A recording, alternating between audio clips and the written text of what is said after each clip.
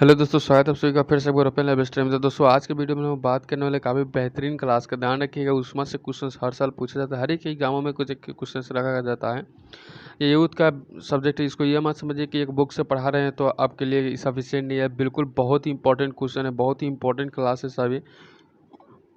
यहाँ से आपको 80% क्वेश्चन लड़ जाते हैं, 20% आपको करेंट घुसाया जाता है, जो कि करेंट के माध्यम से भी मैं क्वेश्चन देता रह रहा हूँ रोजाना।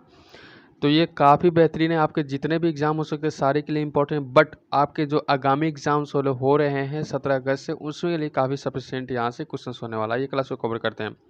वीडियो को लाइक और शेयर कर दिए अपने दोस्तों के साथ में। चैनल पर नया चैनल सब्सक्राइब भी जरूर कर लीजिएगा। मेरा पहला प्रश्न आज के उष्मा से संबंधित कि 0 डिग्री सेंटीग्रेड कितने डिग्री फ़ारेनहाइट में के बराबर होता है। सारा चीज़ हम लोग देखेंगे इस वीडियो के अंदर से।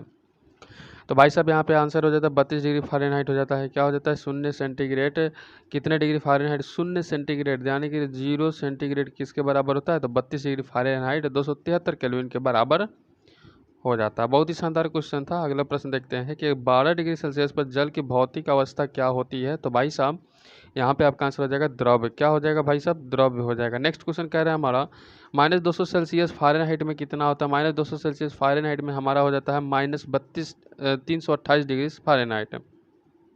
नेक्स्ट, पानी का हिमांक बिंदु कितना होता है। पानी का हिमांक बिंदु बताना है, 32 डिग्री फ़ारेनहाइट हो जाता है। नेक्स्ट क्वेश्चन कर रहे हैं हमारा अगला प्रश्न है कि -273.15 डिग्री सेल्सियस तापमान इसमें इनमें से किसके बराबर होता है। इनमें से किसके बराबर होता है, तो 15 के 5 के नंबर क्वेश्चन का आंसर क्या हो जाता है, तो 0 केल्विन के बराबर। कितना, 0 केल्विन के बराबर होता है। देखिए ध्यान से, सारी चीज़ें यहाँ पे पूछा गया क्वेश्चन है, एक भी ऐसा क्वेश्चन नहीं है जो कि हमने खुद से डाला है। कारण यहाँ के सारा प्रीवियस ईयर के क्वेश्चन है बहुत सारे दिनों से। तो यहाँ पे लगभग 10,000 के आसपास क्वेश्चन है, और ये 10,000 अगर आप सॉल्व कर लेते हो सिर्फ फिजिक्स केमिस्ट्री बायो विविध और कंप्यूटर से, तो किसी भी एग्जाम्स को मैं कह दूँ ना, किसी भी एग्जाम्स के बिहार से लेकर स्टेट तक अधिकतर एग्जामों में यहाँ से क्वेश्चन देखने को। साइंस में बनता क्या है यार, साइंस में एक तरह के क्वेश्चन 10 तरह से पूछे गए हैं, और 10 तरह से क्वेश्चन हम आपको रूबरू कराए, दूसरा क्या बनाएगा। जो भी क्वेश्चन बनेंगे करेंट और आपको न्यू जीके के रूप में बनेंगे। कुछ मैथ में इन्वायरमेंट क्रिएट कर सकते हैं, कुछ रीजनिंग बनाया जा सकता है। बट ये चीज़ें जो है आपको 10 तरह के है, 20 तरह के, यही आपको घुमा तरह का उसी को पूछेगा। लेकिन आप अगर रिवीजन पे फोकस है, आपका अगर तैयारी पे फोकस तो ज़रूर आप बनाइएगा। परम शून्य ताप को दर्शाता है, तो क्वेश्चन का आंसर निकल के आ जाता है 0 से 273 डिग्री सेल्सियस कम हो जाता है। अगला बात कर ले क्रायोजेनिक को दर्शाता है, क्रायोजेनिक को दर्शाता है, क्रायोजेनिक को दर्शाता है, तो हमारा कम तापमान हो जाता है, कम तापमान हमारा हो जाता है। नेक्स्ट क्वेश्चन रहेगा हमारा कि लगभग किस तापमान पर पानी का घनत्व अधिकतम हो गया। ध्यान रखिएगा, लगभग किस तापमान पर पानी का घनत्व अधिकतम होगा, तो 4 डिग्री सेल्सियस तापमान पर। अगला बात कर लेते हैं 273 अगला क्वेश्चन की कि किस तापमान पर पानी का घनत्व अधिकतम होता है। तो हमने अभी जस्ट इसके ऊपर क्वेश्चन पढ़ा, तो 4 डिग्री सेल्सियस पे 4 डिग्री सेल्सियस, 213 यहाँ पे 4 डिग्री सेल्सियस, 4 डिग्री सेल्सियस, जिसको 4 डिग्री सेल्सियस ही कहते हैं। ये सारी चीज़ें क्या होती थी, उसी को दर्शाता है जो अधिकतम घनत्व के रूप में आपको दर्शाया जाता है। ठीक है, तो यहाँ पे 9 नंबर क्वेश्चन और साथ ही आपको 8 नंबर क्वेश्चन, दोनों क्या था, सेम था, लेकिन क्वेश्चन पूछने का तरीका अलग अलग था। यही चीज़ें मैं आपको बताने का प्रयास कर रहा हूँ। नेक्स्ट क्वेश्चन है किस तापमान पर जल का घनत्व अधिकतम होता है। देखिए अभी हम लोग डिग्री पे पढ़ा था, अब यहाँ पे केल्विन पे पढ़ेंगे, फिर अब फ़ारेनहाइट को भी आपको इसके अंदर देखने को मिलेगा। तो 10 नंबर क्वेश्चन का आंसर क्या हो जाएगा, 273 केल्विन, 277 केल्विन सॉरी। नेक्स्ट है कि केल्विन पैमाने पर मानक कक्षीय तापमान कितना होता है। तो 11 नंबर प्रश्न का आंसर कीजिएगा, 273 केल्विन हो जाएगा। कितना हो जाएगा, 273 केल्विन। नेक्स्ट है 372 डिग्री सेल्सियस को केल्विन पैमाने पर परिवर्तित करता है, केल्विन पैमाने पर परिवर्तित करता है, तो 645 केल्विन हो जाएगा, 645 केल्विन। अगला सेंटीग्रेड जो तापमान के माप का यूनिट है निम्नलिखित में से किस पर नामित किया जाता है, किस पर नामित किया जाता है। तो आपका आंसर हो जाएगा एंडर्स सेल्सियस पर, एंडर्स सेल्सियस पर। नेक्स्ट है अगला सेल्सियस एवं फ़ारेनहाइट स्केलों पर किस तापमान पर एक समान पठन दर्शाया जाएगा, किस पर एक समान पठक दर्शाया जाएगा, तो -40 डिग्री सेल्सियस तापमान पर। अगला बात कर लेते हैं क्वेश्चन की ओर चलेगा, परम शून्य ताप की प्राप्ति होती है, परम शून्य ताप पर प्राप्ति होती है, तो आपका आंसर हो जाएगा -273 डिग्री सेल्सियस के तापमान पर। अगला बात कर लेते हैं क्वेश्चन की ताप शून्य निरपेक्ष है, एब्सोल्यूट जीरो के मान पर पहुंचाता है, तो जीरो के मान पर कौन पहुंचाता है, जब तंत्र के आणविक गति शून्य हो जाता है, तो ये आपको निकल कर आ जाता है। नेक्स्ट है एक अल्कोहल का घनत्व 78 डिग्री सेल्सियस है, तो केल्विन पैमाने पर तापमान कितना होगा, 78 तो केल्विन पर पैमाने पर तापमान 351 केल्विन हो जाएगा। अगला बात कर लेते हैं क्वेश्चन की, तो सेल्सियस से केल्विन पैमाने पर तापमान को बदलने के लिए आपको निम्न में से क्या करना होगा तो निम्न में से क्या करना होगा भाई साहब, तो निम्न में से आपको दिए गए तापमान में 273 जोड़े करने होंगे।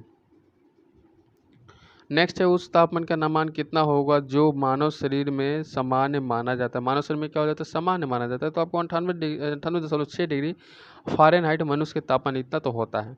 अगर डायरेक्ट यहाँ पे सेंटीग्रेड में कहेंगे तो कितना करिएगा, तो 37 डिग्री सेल्सियस तापमान करिएगा। 37 डिग्री सेल्सियस तापमान आपको कर देना है। अगला बात कर लेते हैं क्वेश्चन की ओर चले कि मानव शरीर का सामान्य तापमान कितना होता है। तभी हम लोगों ने पढ़ा 98.6 डिग्री फ़ारेनहाइट। 98.6 degree Fahrenheit. देखिए दोनों सेम दिए गए हैं ये, लेकिन यहाँ पे सेंटीग्रेड कहेगा, जब भी सेंटीग्रेड लगाएगा तो आपको 37 डिग्री करना है। कितना, 37 डिग्री सेल्सियस करना है। अगला बात कर लेते 273 केल्विन का मान कितना, 273 केल्विन का मान कितना होता है, तो 0 डिग्री सेल्सियस हो जाता है। मैंने आपको इसी वीडियो में सारा चीज़ याद करा देना है, आप बस देखते जाइए। सेल्सियस और केल्विन तापमान के बीच क्या संबंध होता है, तो मेरे बंधु यहाँ पे आंसर क्या हो जाता है, आंसर हो जाता है 0 डिग्री सेल्सियस 273 केल्विन हो जाएगा। अगला बात कर लेते हैं निम्न में से कौन तापमान का मात्रक नहीं, तो निम्न में से कौन से तापमान का मात्रक नहीं, तो पास्कल एक तापमान का मात्रक नहीं है। नेक्स्ट क्वेश्चन रहेगा किस तापमान पर पानी तरल एवं ठोस दोनों स्थितियों में विद्यमान हो सकता है, तो इस क्वेश्चन का आंसर क्या हो जाता है, 0 डिग्री सेल्सियस। 0 डिग्री सेल्सियस हमारा सही हो जाता है। अगला बात कर लेते हैं केल्विन पैमाने पर पानी का हिमांक क्या हो जाता है, केल्विन पैमाने पर पानी का हिमांक क्या हो जाता है, तो 273.15 केल्विन। नेक्स्ट है बर्फ का गलनांक बिंदु, बर्फ का गलनांक बिंदु बताना है तो आपको 273 केल्विन हो जाएगा। बर्फ का गलनांक बिंदु 273 केल्विन। नेक्स्ट है हमारा केल्विन पैमाने पर लिए गए ताप को सेल्सियस पैमाने पर बदलने के लिए आपको दिए गए ताप क्या होगा, दिए गए क्या होगा, ताप क्या होगा, तो आपका आंसर हो जाएगा 273 घटाना होगा, 273 घटाना होगा। अब लोग ऊष्मा चालन विकिरण के बारे में जानेंगे। अगला घन वस्तु में ऊष्मा चालन के दर पर निर्भर नहीं करती है, तो 28 नंबर क्वेश्चन का आंसर कीजिएगा घर्षण। ठीक है, चलिए क्वेश्चन मेरे साथ ही आप करते चलिएगा। 0 डिग्री सेल्सियस तरल पानी के कणों में उसी तापमान पर बर्फ के कणों की तुलना में अधिक ऊर्जा क्यों होती है, तो भाई साहब चूंकि बर्फ से तरल पानी में रूपांतरण की प्रक्रिया दौरान बर्फ के कण ऊष्मा ऊर्जा को अवशोषित करते हैं, इसलिए क्या हो जाता है 0 सेल्सियस से कम वैसी होती है। लीजिए अगला है ताप का अंतरण मुख्य रूप से चालन, संवहन और विकिरण से होता है, तो 30 नंबर क्वेश्चन का आंसर हो जाता है बॉयलर भाटियों में, बॉयलर भाटियों में। ठीक है, चलिए अगला विकिरण द्वारा ऊष्मा का स्थानांतरण मुख्य रूप से निर्भर करता है, मुख्य रूप से किस पर निर्भर करता है, तो आपका आंसर हो जाएगा उपरोक्त सभी, यानी कि आपको इस तापमान पर, पिंड पर और इसके पृष्ठ विस्तार के एवं प्रकार पर भी। उष्मीय प्रकार के बारे में जानते हैं, उसकीमीय प्रकार के बारे में एक क्वेश्चन था जो इम्पोर्टेंट नहीं था, जो भी क्वेश्चन बनेंगे सारे क्वेश्चन मैं देता चलूँगा। संवहन, वो उसी का चैप्टर संवहन है। तरल तंत्र तरल पदार्थों को एक स्थान से दूसरे स्थान पर संचरण करती है। क्या करती है, संचरण करती है। भाई मेरे बंधु मेरे आंसर करने का प्रयास कीजिएगा। संवहनी संबंधी, क्या हो जाएगा, संवहनी संबंधी। अगला देख लेते हैं क्वेश्चन के पदार्थ की वास्तविक गति द्वारा ऊष्मा स्थानांतरण की प्रणाली क्या होती है। ऊष्मा स्थानांतरण की प्रणाली को संवहन, कन्वेक्शन कहते हैं, कंजोगेशन कहते हैं। अगला द्रव और गैस के ताप अंतरण का मुख्यतः कारण क्या है भाई साहब, तो 35 नंबर क्वेश्चन का आंसर कीजिएगा संवहन। क्या कहिएगा, संवहन। लीजिए क्वेश्चन कीजिए। उन्हीं कपड़ों शरीर को जोड़ने में गर्म रखते हैं क्योंकि इसमें क्या होता है, तो क्योंकि इसमें हम लोग उन ऊष्मा का कुचालक होता है। नेक्स्ट क्वेश्चन करते हैं कि निम्न में से कौन सा विकल्प उष्णता का कुचालक बैंड कंडक्टर होता है, तो 37 नंबर क्वेश्चन का आंसर हो जाएगा कि लकड़ी। क्या हो जाएगा, लकड़ी हमारा सही हो जाता है। नेक्स्ट क्वेश्चन करते हैं हम लोग कि बोरोसिलिकेट ग्लास बर्तन का माइक्रोवेव ओपन ओवन में प्रयोग किया जाता है, क्या होता है, तो 38 नंबर क्वेश्चन का आंसर हो जाता है, हमारा आंसर हो जाएगा यह अत्यधिक ऊष्मा प्रतिरोधी हो जाता है। नेक्स्ट कर ले क्वेश्चन की इनमें से कौन विद्युत की सबसे अच्छा चालक हो जाता है। बात में बहुत ही सुंदर क्वेश्चन है, पूछा हुआ क्वेश्चन है, तो आप ग्रेफाइट कर दीजिएगा, सारे ऑप्शन रहेगा, ग्रेफाइट आपका आंसर सही हो जाएगा। नेक्स्ट किसी वस्तु पदार्थ में किसकी उपस्थिति के कारण वह विद्युत कुचालक बनता है जो कि हमारा इलेक्ट्रॉन के रूप में होता है। क्वेश्चन इस प्रकार से पूछेगा निम्नलिखित में से कौन सा विद्युत का सुचालक नहीं होता है। भाई साहब विद्युत का सुचालक नहीं होता है तो चीनी मिट्टी का बर्तन, चीनी मिट्टी का बर्तन है। नेक्स्ट क्वेश्चन रहेगा हमारा आपके बोर्ड पे कि निम्नलिखित में से कौन सा विद्युत का का सुचालक, आवेश का सुचालक है। भाई क्वेश्चन बदल दिया तो तांबा हमारा भी हो जाएगा, इसने बदला, हमने बदल दिए। नेक्स्ट अगला प्रश्न कहा जा रहा है निम्नलिखित में से समानता का पता लगाए चांदी, तांबा, सोना, एल्युमिनियम किस प्रकार से है। तो आपका आंसर हो जाएगा ये सभी क्या हो जाए अच्छे सुचालक के रूप में जाने जाते हैं। नेक्स्ट रहेगा हमारा किसी ठोस धातु का ऊष्मीय चालकता समानता बढ़ते तापमान के साथ क्या होता है। तो हमारा हो जाता है घटेता है, क्या होता है घटेगा। अगला बात कर लेते हैं क्वेश्चन को निम्नलिखित में से कौन समूह में शामिल सर्वाधिक उष्मारोधी है। तो सर्वाधिक उष्मारोधी के रूप में तो आपका आंसर हो जाएगा प्लास्टिक, एबोनाइट, कागज, कपास, बैकेलाइट, शुष्क हवा, रबर। हमारा बी नंबर ऑप्शन करेक्ट हो जाते हैं। नेक्स्ट अगला प्रश्न कहा जा रहा है कि तुलनात्मक रूप से ऊष्मा के कुछ चालक होते हैं। तुलनात्मक रूप से ऊष्मा के सुचालक कौन होते हैं। तो पीबी और एचजी।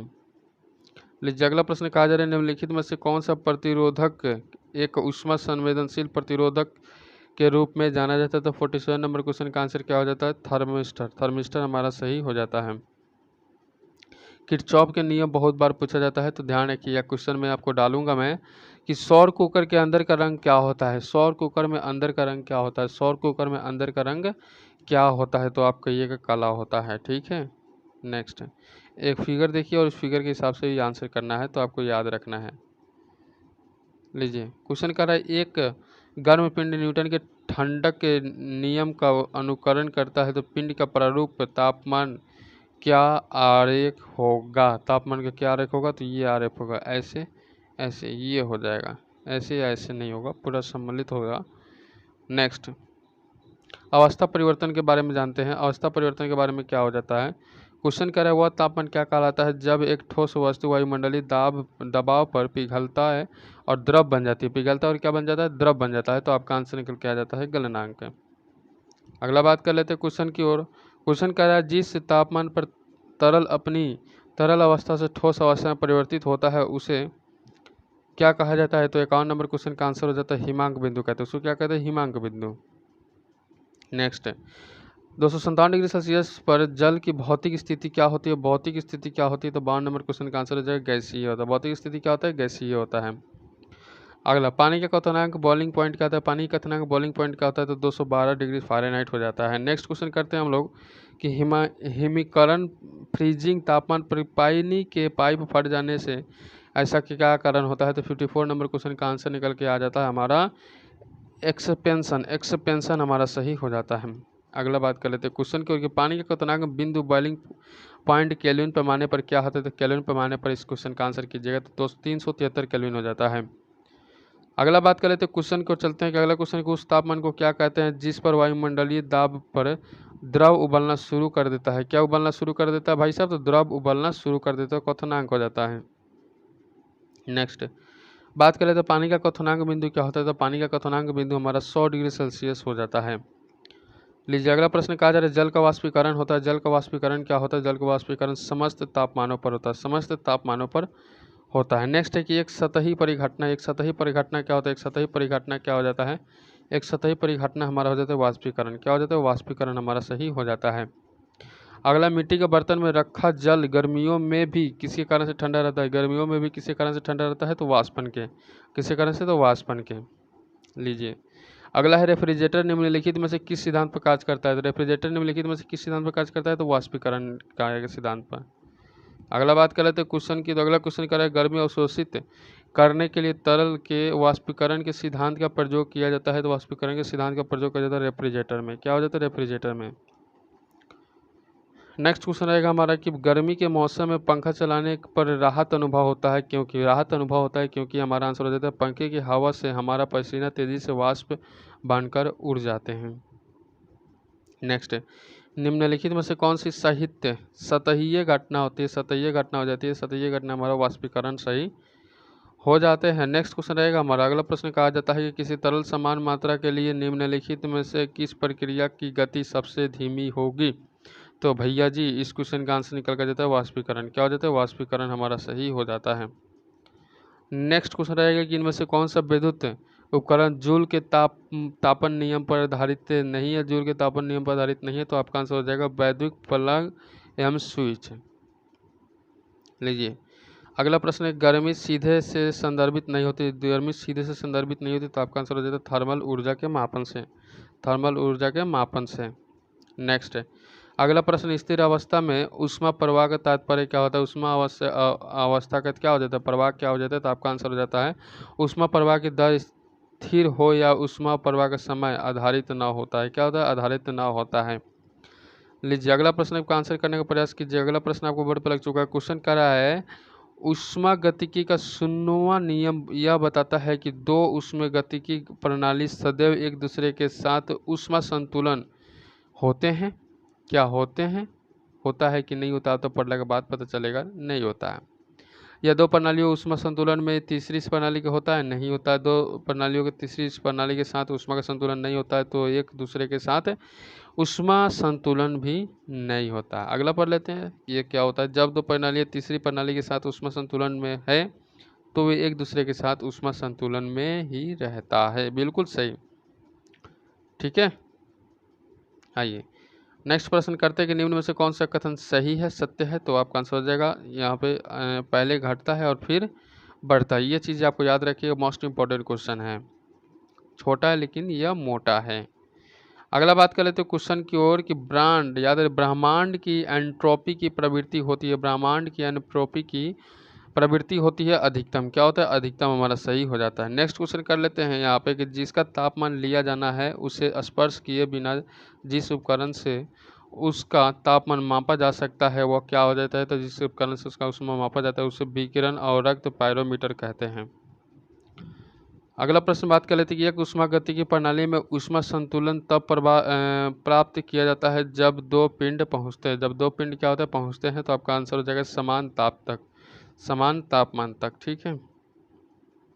अगला, एक ऊष्मागतिकी प्रणाली में वह प्रक्रिया जिसमें आयतन अस्थायी रहता है तथा प्रक्रिया क्या होती है, प्रक्रिया क्या कहलाती है, ये चीज़ आपसे पूछा गया है, तो आपका आंसर क्या निकल के आ जाएगा भैया जी, तो आंसर हो जाएगा सममितीय, सममितीय।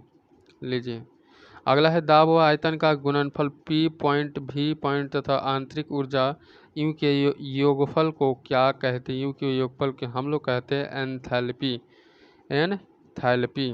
नेक्स्ट अगला है उष्णता हीट से संबंधित भौतिक विज्ञान की शाखा को क्या कहते हैं, तो 76 नंबर क्वेश्चन का आंसर हो जाता है थर्मोडायनोमिक्स, थर्मोडायनोमिक्स हमारा सही हो जाता है। नेक्स्ट है उष्मागतिकी के किस नियम के द्वारा ऊर्जा संरक्षण के नियम को जानते हैं, तो ऊर्जा संरक्षण के नियम को हम लोग प्रथम नियम कहते हैं, क्या कहते हैं, प्रथम नियम कहते हैं।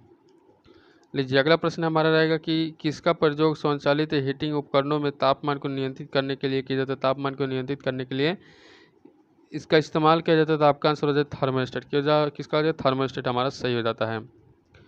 बात कर लेते हैं अगले क्वेश्चन की, एक आदर्श गैस समीकरण के लिए एंथैल्पी में परिवर्तन क्या होगा कि यदि ताप परिवर्तन में T दिया गया है तो Cp ऊष्मा क्षमता स्थिर दाब पर ऊष्मा क्षमता स्थिर आयतन पर होता है, तो क्या होता है, आपका आंसर क्या निकल के आ जाएगा, यहाँ पे Cp ट्रेंगल T हो जाता है, Cp ट्रेंगल T हो जाता है।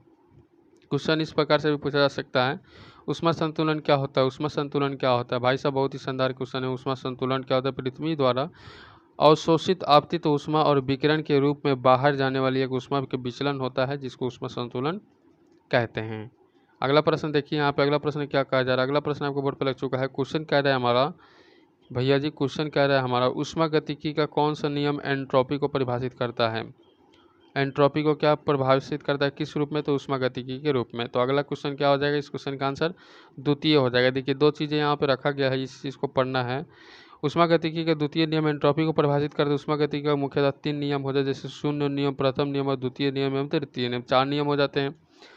अब यहाँ पे सात तीनों नियम को अच्छे से पढ़ना है। शून्य नियम क्या हो जाता है, तो उसमें तो संतुलन नियम पर आधारित है जो कि तापमान को परिभाषित करता है, तो शून्य नियम को तापमान को परिभाषित कर रहा है। प्रथम नियम क्या कर, ऊर्जा संरक्षण नियम पर आधारित है तथा आंतरिक ऊर्जा को परिभाषित करता है। द्वितीय नियम क्या कहते हैं, एंट्रोपी से संबंधित है तथा एंट्रोपी को परिभाषित करता है, ऊष्मा को प्रवाह का दिशा बनाता है।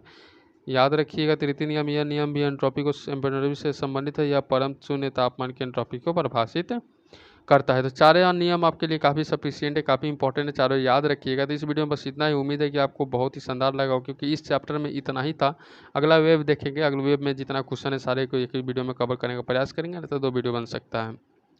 चैनल पर नए हैं तो चैनल सब्सक्राइब, बेल आइकन को प्रेस कर लीजिए। सभी से रिक्वेस्ट रहेगा वीडियो को लाइक कर दीजिए, जिससे मैं मोटिवेटेड तो आपको लिए क्वेश्चन लाने का प्रयास करता हूँ। मन में कोई सवाल हो तो कमेंट कर सकते हैं। वीडियो को शेयर नहीं किया अपने दोस्तों के साथ में शेयर, फेसबुक, व्हाट्सअप, टेलीग्राम किसी भी कर सकते हैं। मिलते हैं नेक्स्ट वीडियो में।